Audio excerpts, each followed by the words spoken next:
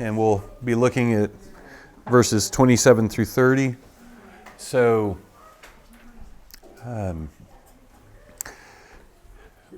what we're talking about is this whole new approach to life that Jesus offers. A life in which there's this kind of moment-by-moment interaction with God. And he calls that life in the kingdom, or, entering the kingdom. And so we've seen that there's these three states of heart, three distortions that are really basic in us because they're all strategies for trying to live apart from God.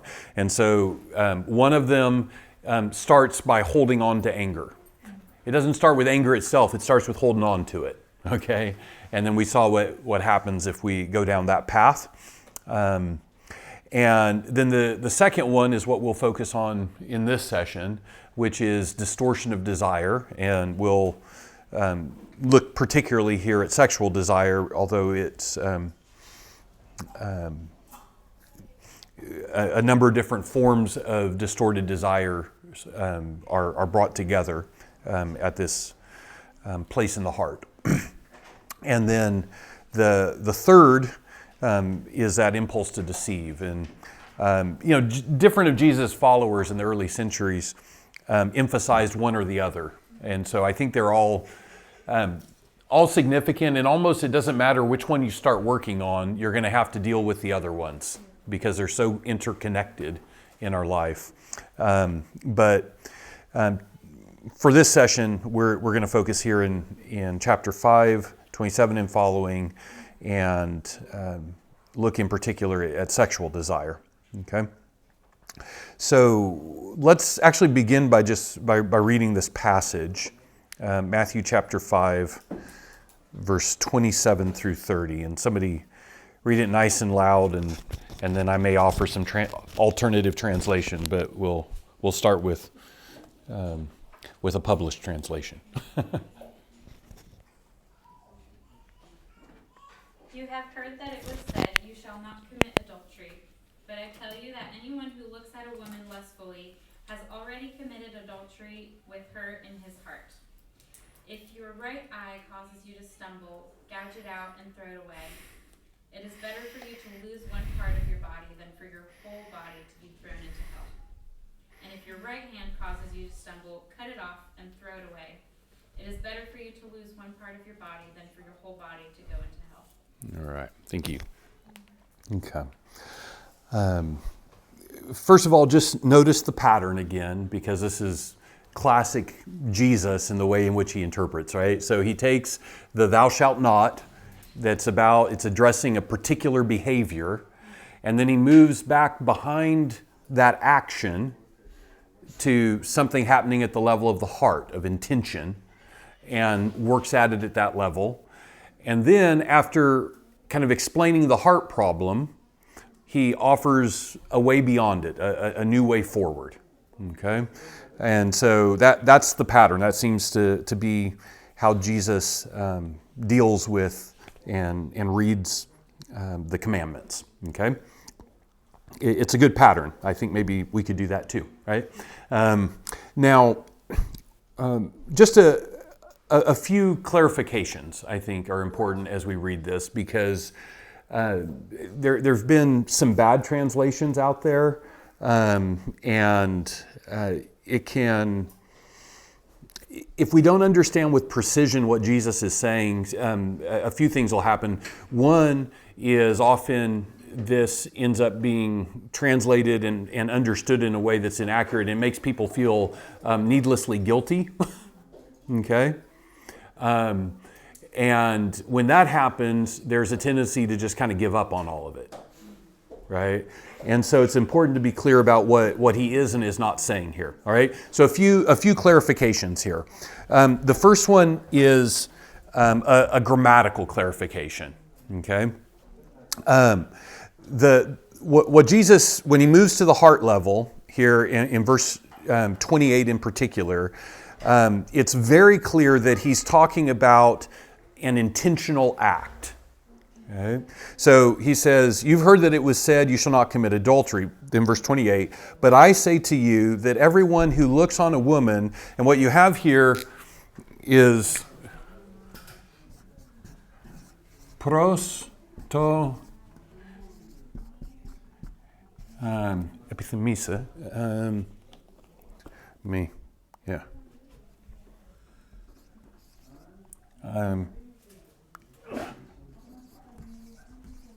Epithemisa. Okay. So in order to lust, aftin, I could, this. Now this grammatical construction, this is an infinitive, prosto. I'm sorry, I wouldn't do this with most people, but we're in Greece, right? So I figure we'll do it. Pros with the articular infinitive, that's the grammar talk behind this. It's always a way of specifically talking about intention. In other words, what am I doing this for? I'm doing this in order to lust after her. So this is important. What this means is Jesus is not saying, if you see a woman and happen to desire her, you're guilty. Okay? He's not saying even, if you see a woman and you think about sex, that you're guilty. Okay? What he's saying here is, when you look for the purpose of inflaming desire for her, you're guilty of something. Okay? So that's very important. There's actually one version of the NIV that translated this, he who looks at a woman and lusts after her. And that's awful, because you lose the in order to. And at that point, it's just like, well, I looked and I desired. It's like, no. It's different to look and desire from looking in order to desire. Okay? And again, the difference is a matter of choice. Okay? And that's why this is where the moral line is. It's at the place where I'm doing it in order to inflame desire. And what he says is that if I've done that, if I look for the purpose of, then I'm already wronging her. One way you could think about this is that sin is in the second look. Right? It's not what pops through my mind when I walk past somebody. It's what happens if I then turn and now I'm gazing for the purpose of inflaming desire. And that means that when I do that I'm actually harming the other person in some way. Okay, now we'll get to that harm in just a moment. So that's the first. Grammatically, this is intentional. This is an intentional act, and it's explicit that it's intentional. The second clarification is cultural. Okay, and it's part of what's so radical about Jesus and his teaching is that culturally, you actually don't talk in this world about committing adultery against a woman. In their world, what's normal to talk about is you commit adultery with a woman against her husband.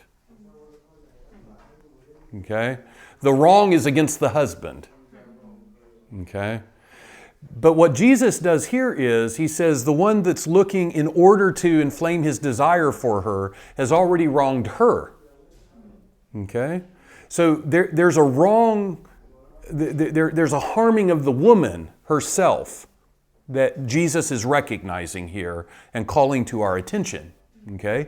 And that's not the way that most in his world would think about this. Okay? But for Jesus, the woman herself is morally significant, and the primary violation first is against the woman. Okay? Now, that doesn't mean that there couldn't be violation against her husband as well, because in relations that damage can go a lot, keeps going, right? But the first violation is actually against the woman herself. Okay, so that's important. a third thing that we need to say is that the way in which we use the language of heart is different from Jesus in Jesus's world. Okay, in our world, we often, when we hear say, well, he committed adultery in the heart, that we would think, well, that means it's private, right? But that's not really the connotation here. Okay, heart just means that it's at the level of intention of one's awareness, but it doesn't mean that it's private. Okay, and that's important to say, because the fact of the matter is, when we talk about this kind of lusting, right, looking for the sake of kind of undressing in one's imagination, that kind of thing, right, like to inflame desire, it's never really private. Okay, and it's important to say that out loud, because very often, at least in conversations with guys, I'll hear things like this. It's like, well, I've got a problem with lust, but, it's between me and God. It's something in my heart. I bring it before Him. It doesn't harm anybody else. It's just this thing between me and God. Okay? Baloney. Right? I mean, it's just, that's not how it is when you're dealing with lust and looking in order to lust after somebody in a social, real world. Okay? The fact of the matter is that lust is the sort of thing that is impossible to hide. It's something that everybody in the room can pick up on what is happening, right? And has to deal with it. Okay? And so what Jesus is talking about here, this harming by looking in order to lust after a woman, is something that's always already public. Right? It's the look, right? It's that intentional gaze. And okay, look, ladies, does anybody do you need a guy to tell you when that's what he's doing?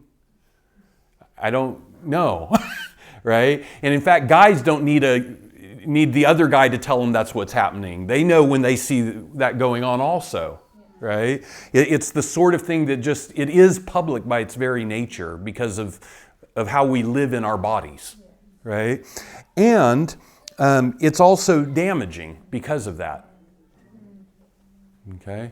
It's damaging because what it does to the person who's the target of it is it's depersonalizing. Okay? It's turning a person, well, colloquially we'd say, into a piece of meat, right? And you just think about it this way, okay? Let's take a hypothetical young lady, okay? We'll call her Samantha, okay? And so you can think about everything that makes Samantha who she is, what she's like, right? She has an uneasy relationship with her father. She is affectionate with her mother. She has this web of friends that she enjoys getting together with. Couple brothers. She feels kind of awkward in her body. She maybe is introverted and shy in large crowds, but you get together with a few close friends and she chatters uncontrollably, right? She's drawn to literature. She has kind of questions about what's above her in terms of some kind of spiritual power. She doesn't have any religious background, but she finds herself in moments of pain and of joy whispering something upward, right? Now that's just the beginnings of a little bit of a sketch of a character, right? And that's still just a fragment of what makes a person, right? But think of that kind of complexity, right? And any real person is much more complex than that. What happens then when Billy Bob, okay, decides to just kind of stare down and scan and undress Samantha with his eyes. What's happening there? All of that complexity of who she is being stripped away and discarded. And she's being reduced to nothing but a sense of what kind of physical pleasure he might get out of her. Right? You see, that's what's wrong. That's what's wrong with lusting. Okay? With this looking in order to lust, is that it damages. And the woman who's receiving that, and not wanting it, right, is damaged by it. It's something that she and everybody else in the room has to deal with. And so, what is it about lust that's wrong? Essentially, it's a deceptive way. It's a fundamentally deceptive way of dealing with a human person. Okay, it's treating that person as just a fragment of what they are. Okay, and that's why it's wrong, because it's not true to who they are, what they're made to be by God. Now, we need to say in our world that although the illustration here is of a man lusting after a woman, that lust is an equal opportunity enterprise. Okay, it can happen man to woman, woman to man, woman to woman in our world, right? And so there's all sorts of varieties of this. But fundamentally, it's wrong in the same ways. Okay? It's still demeaning and depersonalizing a human being created in the image of God. Okay? And thus harming that person when they're subjected to it. And so Jesus kind of points this out. And then he offers a kingdom alternative. Okay, how could we move beyond these forms of interaction in which we just take people as opportunities for fulfilling desires? Right. Well, in verse 29 and 30, we again get a very stark, surprising illustration, okay? And remember, what's the question we're going to ask when we read the illustration? Yeah, what kind of person would do that, right? And I'll forestall one answer to that. He's not talking about a mentally ill person in this, okay? So in verses 29 and 30, he says, now, if your right eye causes you to stumble, pluck it out, cast it from you. It's better for one of your parts to be destroyed than for your whole body to be cast into Gehenna, okay, into the trash pit, right? Become useless. If your right hand causes you to stumble, cut it off, throw it away from you. It's better for you that one of the parts of your body should be destroyed than that your whole body should be or go into the trash pit, into Gehenna. Okay, so what sort of person are we talking about here? First of all, let me say this. I think it's clear that Jesus is not here actually giving laws, right? He's not like, oh man, I lusted with that eye, right? And the reason is this. All you have to do is ask the question, where is the wrong that he's trying to root out? Well, it's at the level of heart.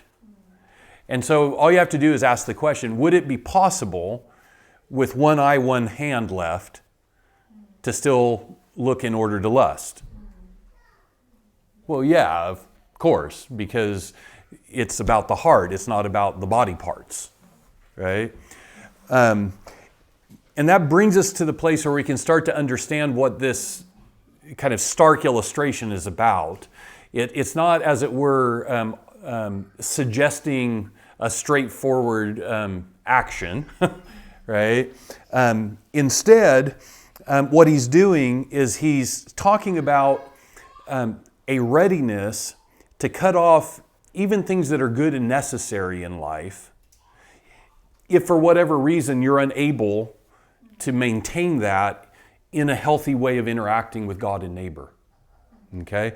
And so you could turn it around. Instead of asking, could you lust with one eye, one hand? You could ask, would a person who's ready to cut out even good things in life for the sake of maintaining a healthy, dignified, God-honoring relation with everyone that he's interacting with, would that person go about lusting in this way?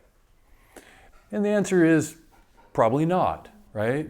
Because this is about altering things at the level of intention, right? So I think what Jesus is talking about here, this illustration, is something like this. It's that the way forward at the level of heart is to be ready to relinquish even things that are good and necessary if it makes it impossible to interact in a way that's healthy and good with my brother, my sister. Okay? And I'll just give you an example of bringing this down to kind of everyday life. Very early on in my ministry, which is, that's over 25 years now, right? I remember kind of making this decision and just kind of having a policy for life that I would not get together and have a meal one-on-one with a young lady, apart from my wife, right? Why? It's not that there's anything sinful about that in and of itself. It's that it's an occasion that gets complicated, right? And can occasion other things, right? And so it was just a matter of kind of protecting the integrity, both of myself and of anybody I'm interacting with, because I knew that because of ministry, there's a lot of intimate topics that come up that need to be talked through.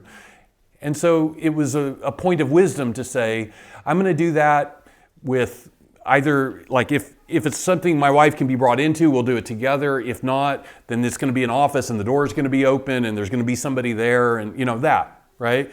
What's that? This is the plucking out the eye, cutting off the hand, right? It's intentionally limiting even what could be a good at some level, because it as it were purifies what might otherwise happen. Yes. Okay, and so that's it's a way of, you think about it. Another way you could think about it is this: the goal with this sort of thing, when we're dealing with desires like this, the goal is not just to not sin. The goal is to not be tempted at a really basic level. Think of Jesus' interaction with his disciples in the garden. Okay, not talking about sexuality there, but pray that you may not, it's not that you may not fall, but that you may not enter into testing. Right? And part of what wisdom does, again, this isn't law. It's not like, you're sinful if you don't and all of that. But part of what wisdom does, which is what Jesus is offering in this section, is it looks at where the conveyor belts are in life, right? Where there's a momentum, right? And with wisdom then, it can say, okay, if there's a momentum here, I'm going to get off of that conveyor belt before it gets to the place where it's a real struggle, right? And so that's a way of kind of stewarding, of being wise in how we use the freedoms that we have in life. Okay, and so just say this. So this we're only talking about particularly about sexual desire here, but you'll remember that. As you read through these lists, what happens is that theft and all kinds of other things gets added on here. So there's all kinds of ways in which desire gets out of control, right? And so, if sexual desire isn't the the point of difficulty. Maybe it's shopping. Maybe maybe it's gluttony. Maybe who knows, right? There's all sorts of different desires that can get out of control. But just as we think about this element of life, right? Imagine persons in a community devoted to Jesus' way who have kind of made this decision to get off the conveyor belt, right? And what kind of community that could become, what light it could be in a place. And, in a sexually overheated society, to have a community of people that are profoundly personal and respectful and caring, right? In a culture that tends towards being greedy and grabbing up things and trying to meet every desire, to have persons in community that are marked by contentment and generosity and joy, right? In a world that is marked by agitation, to have a community of people that are marked by peace, right? Interacting with others in dignity. Right? That would be a kind of light that you couldn't put under a bushel, right? That'd be the kind of thing that couldn't be hidden. And I think that's what Jesus is calling us to. Okay, so I'll stop at that. I promised I'd make this one shorter, and I did.